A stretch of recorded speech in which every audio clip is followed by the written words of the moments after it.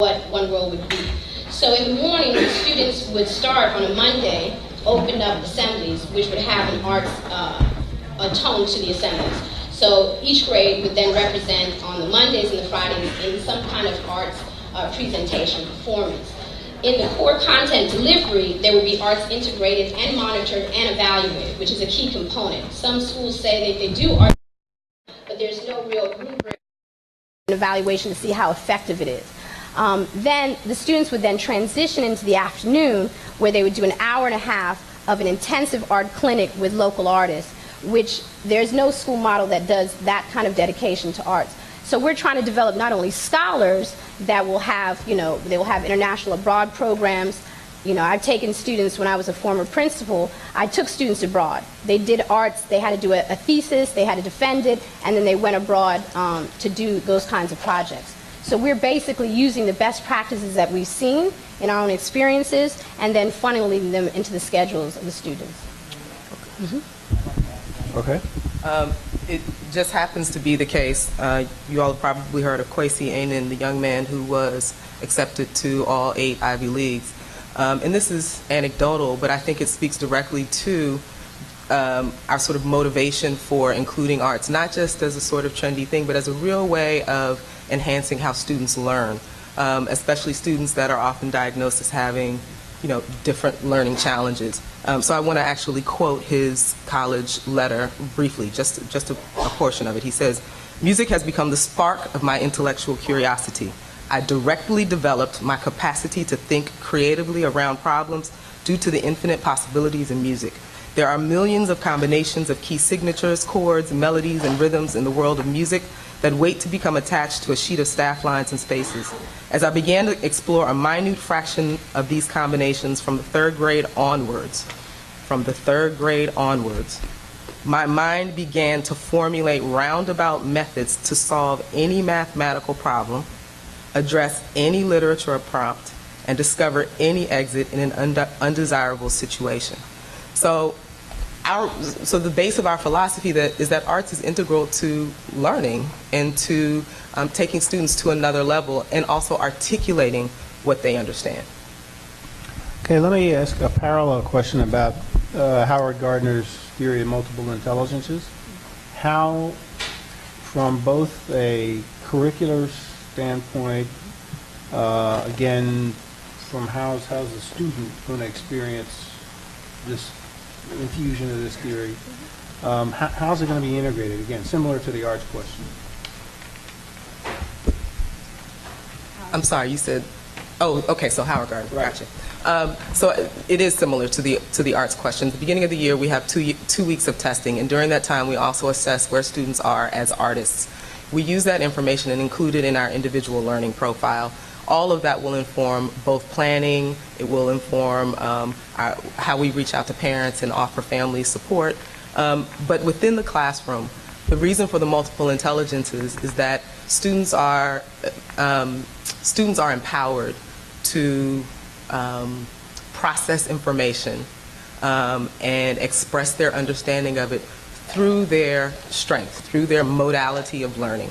So in that 2-week time, when we find out students' strengths, if we find, for example, that some students are kinesthetic learners, right, they'll be grouped in that particular modality in their classrooms. So they can then express their understanding of it, of a particular concept in that specific modality. So they'll be working together in cooperative groups to process that information. All students will still have to perform well on sort of class assessments. But as you scaffold and you build up to that assessment and you want to make sure that students are grasping concepts, students will be grouped in their cooperative groups based on multiple intelligences that is informed by the arts information which will be included in their individual learning profile. So similar to a question I asked another applicant, because I think, I may be wrong, most teachers that you may recruit are going to have to learn more about Gardner than the average teacher probably knows right now. What's your professional development program to make sure that the integration is seamless in the classroom? Do you want to? Okay. First, the leadership team is reflective of this concept. We are all artists. We are all have either gone to prestigious universities. So we are reflective of this mission in what we do, in where we've traveled. So in terms of the professional development, on Fridays we will be closing school at 3 o'clock, so the teachers will be receiving in a very intensive professional development for an hour and a half every Friday. In that time, which is unheard of, that's almost 302 hours, additional hours a year of professional development that our teachers will be receiving because this model is so innovative and cutting edge. In addition to that, at the end of every school day, all of our teachers, while the students are in art clinics, will be receiving cooperative planning that will be done with the curriculum specialist, the data specialist, the principal, the head of school, and the executive director.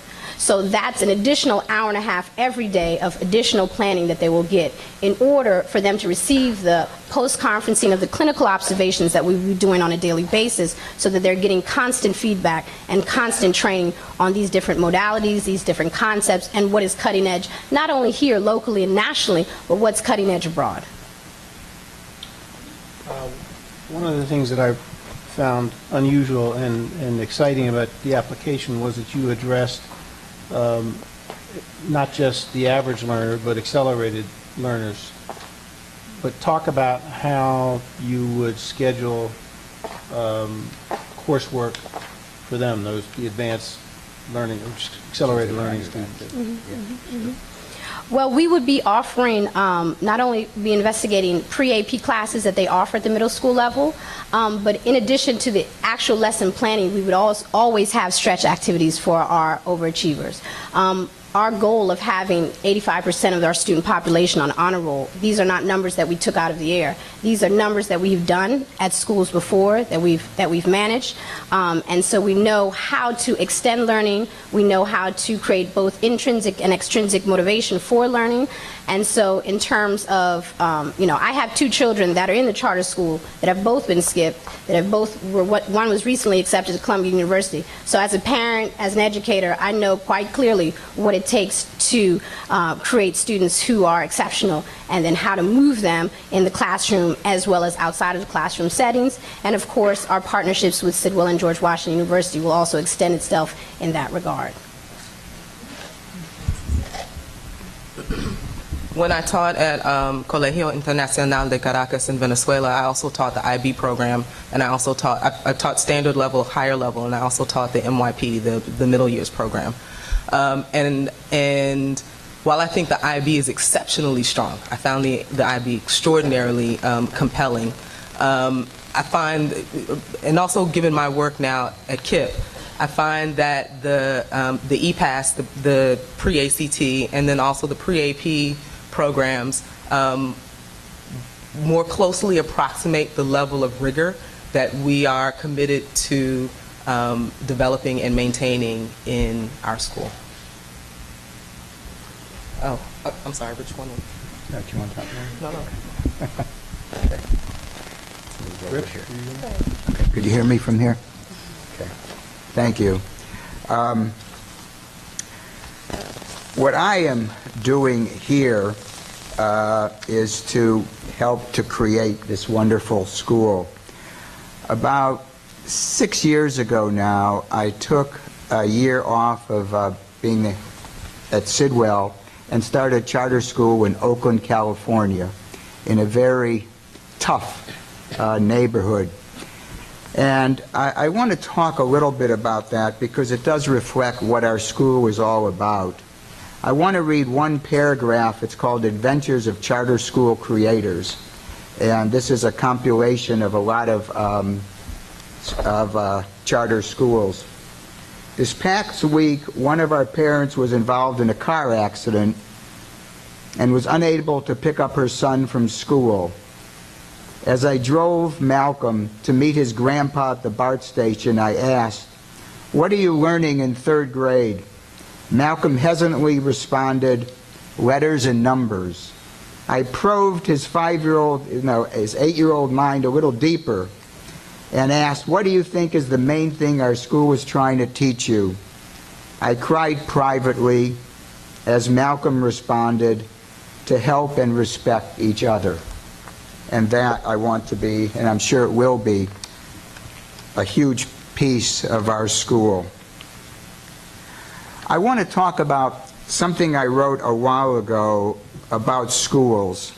And in meeting the people, the two of you certainly, and other people that are putting together this wonderful, creative school, I want to just reflect on some of the things that I've talked about and that I hope we will put into practice. Keep the school's mission clear and present at all times. Remember that there are no quick fixes. Hard work and deep thought by everyone in our school community are needed for real change to occur. This goes for, I'd say, all of our charter schools and public schools. Hire the best teachers we can and let them teach the way they do best. Create an environment where children are in pursuit of knowledge, not simply where knowledge is in pursuit of children. We will create classrooms that are noisy with learning and quiet with reflection. We will expect our students to be taught basic skills, but allow for creative expression. We will make certain that our students not only work hard, but enjoy their work. We need to loosen the reins of our best teachers and tighten them for those who may need help. But I think we're getting great teachers. We need to delegate and not abdicate responsibility. We want to let teachers take the credit, even if it was our great idea. We want to be quiet long enough not only... I'm going to cut you off there because we only have 5 minutes. Oh, I didn't know that. Okay. Yeah. Our purpose here is to, I want to make sure that some of the questions get answered. Sure, that's fine. You want to? Sure. Similar to one of our other applicants, if approved, you all will be, a new middle school without the feeding patterns that some of our other existing schools benefit from. So that leads me to wonder and ask the question: what would an ideal rising for from 4th to 5th grade student in your view look like for your program? That's part one of the question. And part two is, you mentioned in the application that your intention is to recruit from some of the waiting lists that we have at some of our high-performing elementaries. So in addition to describing what you would be looking for in a student, how do you feel what you're offering complements some of those programs that students might want to look at that are looking at other schools? And then part three is, what about the kids who don't meet that ideal? How do you intend to deal with the more challenged learners, challenged behavioral patterns with students? Okay. Well, for the first component, what type of student that we would be looking for, like I said, this model is accessible and innovative and can go into any ward in Washington, D.C. Our board has the expertise of starting charter schools, has the expertise of marketing charter schools, as well as getting enrollment numbers. So the enrollment we don't see as a challenge at all. In terms of looking at the current DC trends, there's a need for middle schools like this. And so therefore, when you have schools like, say, Washington Latin that has 500 students on their waiting list, there's an obvious need. And also the shift in the kind of social and economic dynamic in Washington, D.C., this is the type of school that those families would appreciate. Because not only does it have the rigor of the academics, it has an arts component, all in one space. In terms of the challenging student, my background is in special education. A lot of our board members have degrees in special education. So we welcome those kinds of students. We welcome the students, from, I've taught at Riverside, at Joe's R's, at schools that are very, psychiatric hospitals that have very serious students with emotional disabilities. This type of school, those kinds of students would flourish in, because they have the freedom of expression, they have authentic learning experiences, and they have their voice in the classroom. So students that have like emotional disabilities or learning disabilities would flourish, and research has shown flourish in these kinds of settings. And in terms of the individualized learning profiles, that's ideal for any family. That means that every child in our school would get an individualized learning profile, and instruction would be catered to that profile. So beyond just the special needs students, which is 10 to 15% of your population, 100% of our students would be getting this individualized attention, from not only their oral expression skills, to their writing, to their math, to their numeracy, but also to their social emotional issues, and then they would have these interventions and support from the leadership team and from a dynamic teaching body that I know, with the expertise and the history that our board and our leadership team has in Washington, D.C., it would not be a problem to market this school and get the type of students that would flourish under these, this model. I'll keep this short. This is my third year at KIPP DC College Preparatory. I began there when the school was in its third year, and it was pretty challenging environment, but the one thing that I held in mind, which is my mantra as a practitioner, is I always win the children, always. So I don't have an ideal student, I have an ideal teaching environment, and it's one that I create. And it is up to the school culture to create that environment, and it produces the ideal student. Can you talk a little bit about how your staffing will help to create that structure that you all are describing? Particularly with the individualized learning and the Well, I'll wait for the You could microphone. start. We will be looking for beyond highly qualified, right? We will be looking for teachers who have an investment in the Washington, D.C. community, who have experiences abroad, who understand arts integration. We are looking for teachers who are engaging their students, who think creatively and build upon the resources around them and abroad. So therefore, we will be looking within our own networks of teachers that have already expressed interest in being part of this, because as you know, this is our second year with this application. And we have the same committed staff of board members, of leadership team who believe in this mission wholeheartedly and know that we could provide the resources to staff this school, and then also pull the resources from the community members that are here, that are present today, who are artists and activists and lawyers and doctors that will come and bring an authentic learning experience to students, and take them beyond the parameters of Washington, D.C. And they can be champions for the charter school movement abroad, because this is the work that we've done already. I'd love to fit in a few questions, so feel free to keep it succinct. 100 students in year one, you expect 5 English language learners and 10 students with disabilities. You've got 1 part-time English learner, and one ELL, 1 part-time English learner specialist and 1 part-time data specialist? How do you Explain expect? that, of course. How does that make sense? Right. How would you adapt if you needed to? Well, we have, we estimated a 10% in our first year, right? And of course, we would adapt based on the... Special ed. In special ed, yes. One of the lessons that I've learned in running charter schools is that you either have too large a leadership team with exorbitant salaries, and you don't have enough services to provide for students, which of course leaves you liable for litigation. So what we decided was that, one, we would keep and maintain the same leadership team throughout the entire 5 years with a very conservative salaries, and we would have to, as in all startup charter schools, be very fiscally responsible and conservative in our staffing at the very beginning. So for example, our special ed director would also be a learning specialist in that first year. When I was the principal of a charter school, I was the principal, the special ed director, and the arts director, all in the first year. So I know what it takes to start a startup charter school.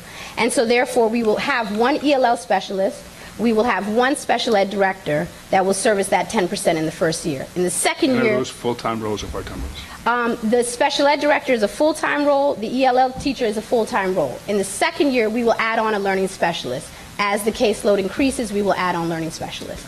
Okay. Your application describes a very impressive facility made from sustainable materials, listening room, arts therapy room, home integration kiosks. with a line item for $103,000 for rent for year one with a limited facilities improvement budget. Could you speak to, do you expect to make all of that work, or is that Well, some of that gradual? we did realize that the rent in particular was under budgeted. But what we did in every single year is we made sure that there was a surplus in any case that there was a line item and that was under budgeted. So, for example, in the first year, there's a surplus of about $73,000. In the second year, about $53,000 to kind of mitigate if there's any contingency areas that needed to be increased inside in terms of rent. But in the first year of planning, our projection is to raise $1 million to support our arts program. So the facility as described would be paid for in your planning? Well, the arts component of the facility is what we will be fundraising. Because we have a mission that is so, has arts, it has environmental activism, it has community service, we would be available for a lot of grants. So we will be, in our first planning year, besides writing our curriculum, we will be doing an extreme fundraising. And our board members have raised that kind of money for their nonprofits. So we're going to be basing our projections on the expertise of our board. Do we have time? Do we have time? Do we have one more? Okay, real quick, can I just follow up with the earlier question of your process for adapting to the feedback that you received from your application last year and turning it into this year's application? That's a good question. Mm-hmm. So the question is, how did we take the feedback? Basically, every area that was provided in terms of a more comprehensive arts program, defining the partnerships, looking at the budgets, all of the areas that the Public Charter School Board mentioned in the feedback, we went back to the drawing board, we talked to different consultants, and basically we made sure to address all of the areas that were brought up. I have one final question, which is a similar question to the last group. In your application, I think you identified teaching Chinese twice a week, an hour each, so 2 hours a week. So what's the role of Chinese in the curriculum? Is it to just expose students to another language, or do you think you're going to produce fluent? Okay. Well, based on the feedback that we received last year, one of the best questions that we had received was, how are you going to make students proficient in both Spanish and Chinese? Which I think that was a very valid point.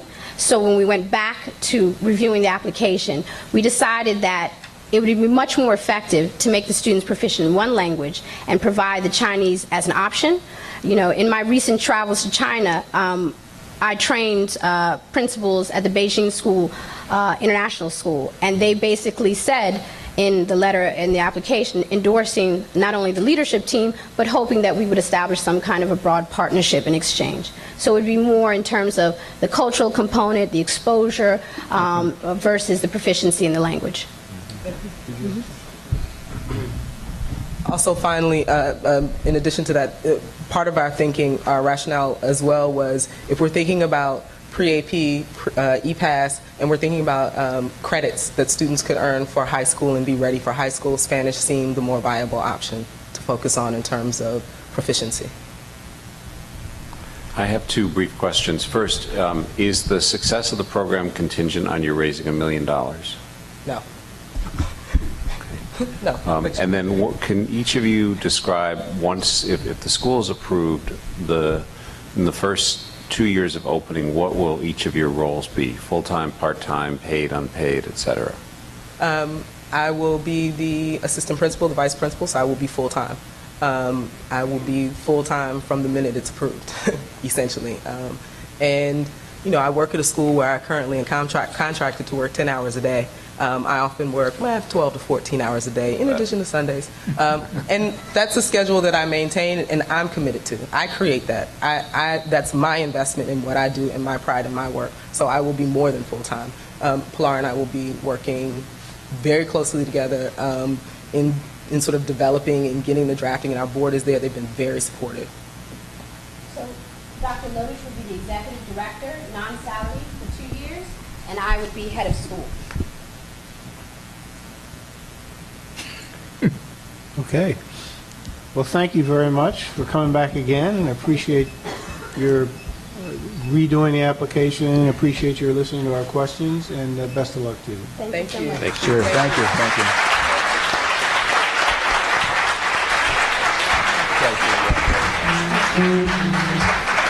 All right, we have one more, Washington Leadership Academy.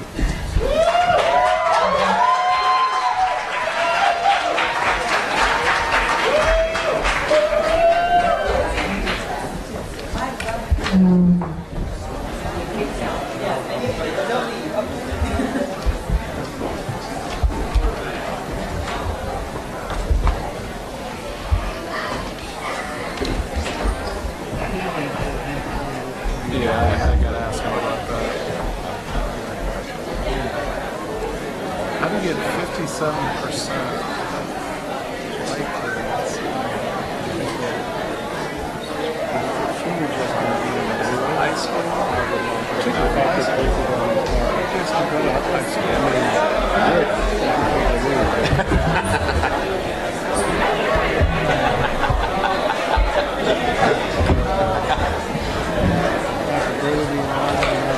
That's more like a California thing.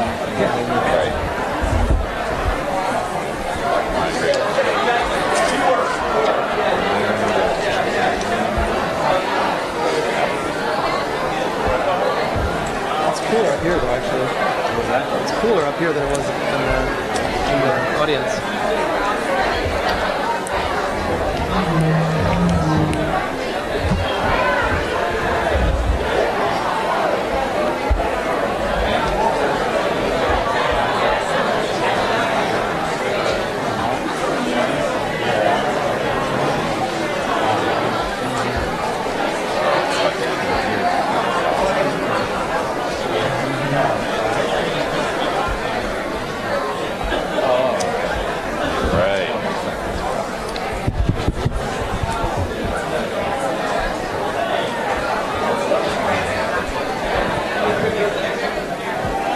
Don't talk in the mic.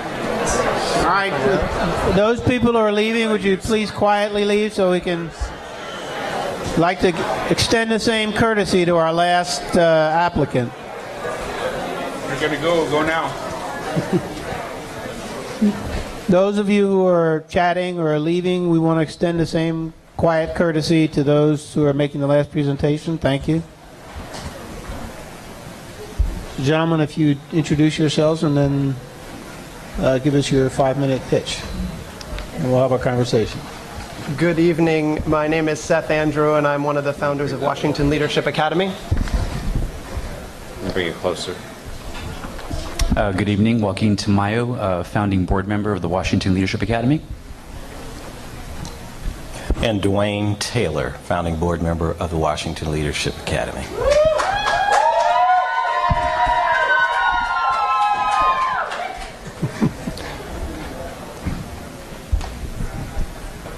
Well, members of the board and community, thank you so much for being here late this evening. We are grateful and humbled to be before you to talk about the opportunity to revolutionize civic education and, we hope, high school in America. It is an honor to be here. My name is Seth Andrew, as I say. I was the founder of Democracy Prep Public Schools, and during the process of building a network of public schools, now 10 schools across multiple states, one of the things I kept coming back to over the years was the idea that the experiences that our scholars had, the service learning experiences, the civic learning experiences, those experiences were the things that they most carried with them into their college years. And now that our scholars, some of which are here tonight, are off in college, and I talk to them about their experiences at Democracy Prep, the things that they remember, the pivotal moments in their lives were coming to Washington, D.C., to lobby, to testify before Congress, to be part of their civic life. And it became very apparent that what Democracy Prep had done was build an incredible academic environment with the service learning component as the dessert. And what we've done with Washington Leadership Academy is tried to build the service learning component and the technology components into the core being of school. And so what we're hoping to do today is to tell you a little bit about the vision of a blended learning, technology-focused high school in the district, which will begin with a 9th and 10th grade lower academy, where every scholar will learn to code. We believe that coding is the language of the 21st century and that all scholars coming through our doors need to learn to be able to computer program as part of what they are doing. They'll be working in a blended environment where they're taking courses online and learning with a personalized approach, taking different courses across the 9th and 10th grade years in preparation for an upper academy. That upper academy we're proposing is a different kind of model because in part it is residential. The residential component is something that affected all of us, many of us in this room very personally, and it's also a lesson that I took from our first building of schools. Our scholars went off to college this year, and I have helped work with them, and one of the things that they continue to come back to is that the residential experience of college is one of the most challenging elements. They're prepared academically, they're prepared socially, but some of the residential challenges of being away from home are a big part of their challenges in their first year of college. And so building a residential community as part of the upper academy is a big component of what we hope makes Washington Leadership Academy both exciting and new and different, and better prepares those scholars to transition to college. And the service learning component that we have proposed in the application is to ensure that every scholar has a work component to their 11th and 12th grade years. They will leave their academic courses close to noon, and they will take some of the best practices from other schools, including Cristo Rey and many others, that have used a work study component to build the academic skills, the service learning element, into the academic program. Not as a separate program, but integrated with the core academic components. Another component of the upper academy that we're excited about is the idea of turning our scholars not just into content consumers, but content creators. And what we mean by this is actually developing and building a MOOC, a massive open online course in United States government and civics. And that course would be filmed and developed at the Washington Leadership Academy and then beamed out not only to our students, but to all students across DC as a course we hope for credit based on the AP civics requirements, so that around the world students can take quality civic education from the seat of government here in Washington, D.C. And the personalized element of Washington Leadership Academy is crucial and personal to me. I'm a special education teacher. I have a learning disability. I'm passionate about working with students with different needs and unique needs.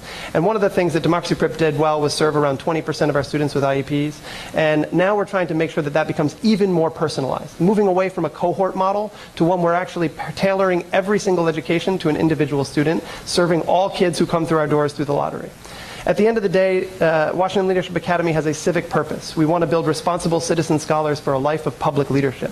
And that revolutionary, personalized service learning component with a residential transition from high school to college, we hope presents a different model for what high school can be in America.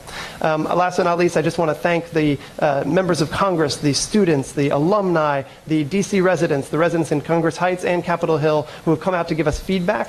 Some of them are here tonight, and one of the things we did when we talked with the Capitol Hill residents was talked about a site that we've actually now withdrawn from consideration in our application. So that's no longer a site that we think is appropriate based on their feedback to us. We think that that site at 609 Maryland Avenue is not something we're interested in pursuing any further. So at the end of the day, we now have the opportunity to build a great campus on Capitol Hill and turn it into a world-class high school that really transitions what we think of high school today into a whole new model for the future. Thank you.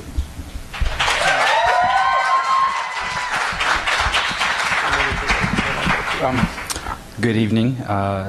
Again, my name is Joaquin Tamayo. I'm sorry. That's the end of your presentation. Oh, okay. You get Got 5 it. minutes. Let me say to the audience, every time you clap, we understand your enthusiasm, but it comes out of their time. So consider you want them to make the presentation, balance your enthusiasm. Go ahead. I've got 3 questions, and if time permits, I'll ask others after I yield.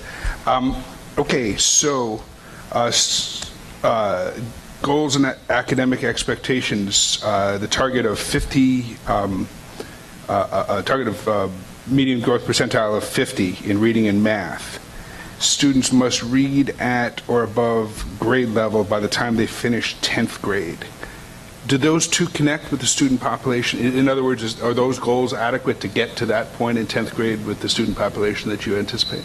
One of the things we mentioned to the staff, and we think this is an important framework for WLA, is we are actually not interested in a 4-year graduation rate as one of the primary metrics. And what that means is that some scholars will take much longer in the 9th and 10th grade lower academy to meet those goals. Our mastery-based approach is to say, at the end of the day, that is what we expect to enter the upper academy, the residential academy. And for some students, that may take more time. For some students, it may take less time. But that it's mastery-based as opposed to time-based. And so even the idea of grades is one that we're trying to shake up a little bit. Okay.